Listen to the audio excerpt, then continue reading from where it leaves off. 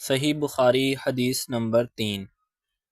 ام المؤمنین عائشہ رضی اللہ تعالیٰ عنہ نقل کرتی ہیں کہ انہوں نے بتلایا کہ نبی کریم صلی اللہ علیہ وسلم پر وحی کا ابتدائی دور اچھے سچے پاکیزہ خوابوں سے شروع ہوا۔ آپ صلی اللہ علیہ وسلم خوابوں میں جو کچھ دیکھتے وہ صبح کی روشنی کی طرح صحیح اور سچا ثابت ہوتا۔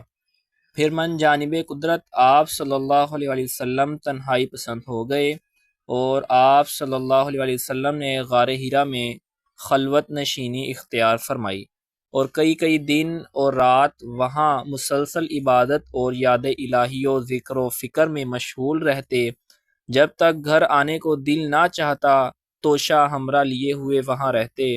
توشہ ختم ہونے پر ہی اہلیہ محترمہ ختیجہ رضی اللہ تعالیٰ عنہ کے پاس تشریف لاتے اور کچھ توشہ ہمراہ لے کر پھر وہاں جا کر خلوت گزین ہو جاتے۔ یہی طریقہ جاری رہا یہاں تک کہ آپ صلی اللہ علیہ وسلم پر حق منکشف ہو گیا اور آپ صلی اللہ علیہ وسلم غار حرا ہی میں قیام پذیر تھے کہ اچانک جبرائیل علیہ السلام آپ صلی اللہ علیہ وسلم کے پاس حاضر ہوئے اور کہنے لگے کہ اے محمد پڑھو۔ آپ صلی اللہ علیہ وسلم فرماتے ہیں کہ میں نے کہا کہ میں پڑھنا نہیں جانتا۔ آپ صلی اللہ علیہ وسلم فرماتے ہیں کہ فرشتے نے مجھے پکڑ کر اتنے زور سے بھینچا کہ میری طاقت جواب دے گئی، پھر مجھے چھوڑ کر کہا کہ پڑھو، میں نے پھر وہی جواب دیا کہ میں پڑھا ہوا نہیں ہوں۔ اس فرشتے نے مجھ کو نہایت ہی زور سے بھینچا کہ مجھ کو سخت تکلیف محسوس ہوئی، پھر اس نے کہا کہ پڑھ، میں نے کہا میں پڑھا ہوا نہیں ہوں۔ فرشتے نے تیسری بار مجھ کو پکڑا اور تیسری مرتبہ بھی پھر مجھ کو بھینچا، پھر مجھے چھوڑ دیا اور کہنے لگا کہ پڑھو اپنے رب کے نام کی مدد سے جس نے پیدا کیا اور انسان کو خون کی پھٹکی سے بنایا، پڑھو اور آپ کا رب بہت ہی مہربانیاں کرنے والا ہے۔ بس یہی آیتیں آپ صلی اللہ علیہ وسلم جبریل علیہ السلام سے سن کر اس حال میں غار حرا سے واپس ہوئے کہ آپ صلی اللہ علیہ وسلم کا دل اس انوکھے واقعے سے کانپ رہا تھا۔ آپ صلی اللہ علیہ وسلم ختیجہ کے ہاں تشریف لائے اور فرمایا کہ مجھے کمبل اڑھا دو، مجھے کمبل اڑھا دو۔ لوگوں نے آپ صلی اللہ علیہ وسلم کو کمبل اڑھا دیا۔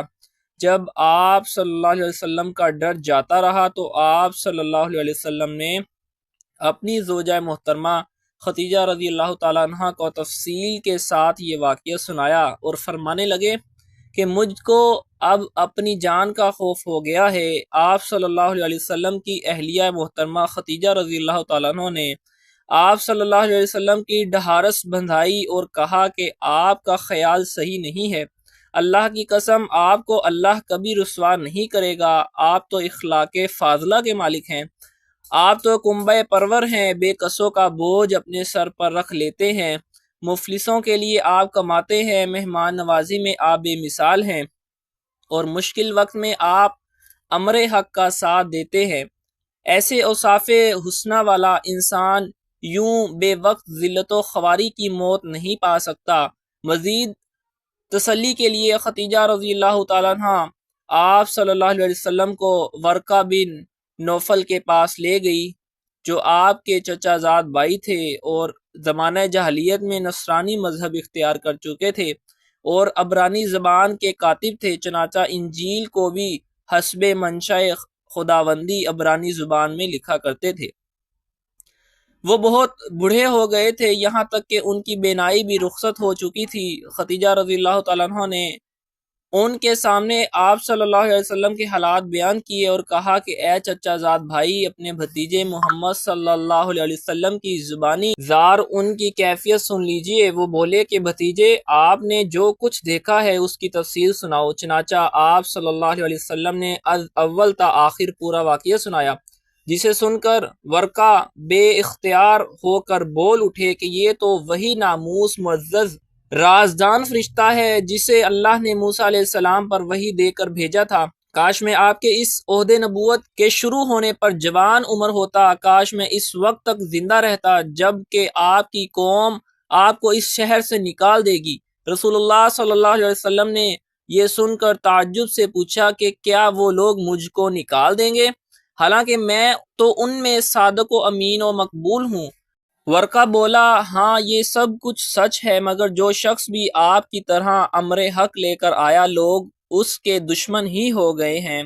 اگر مجھے آپ کی نبوت کا وہ زمانہ مل جائے تو میں آپ کی پوری مدد کروں گا۔ مگر ورقہ کچھ دنوں کے بعد انتقال کر گئے، پھر کچھ عرصہ تک وحی کی آمد موقوف رہی۔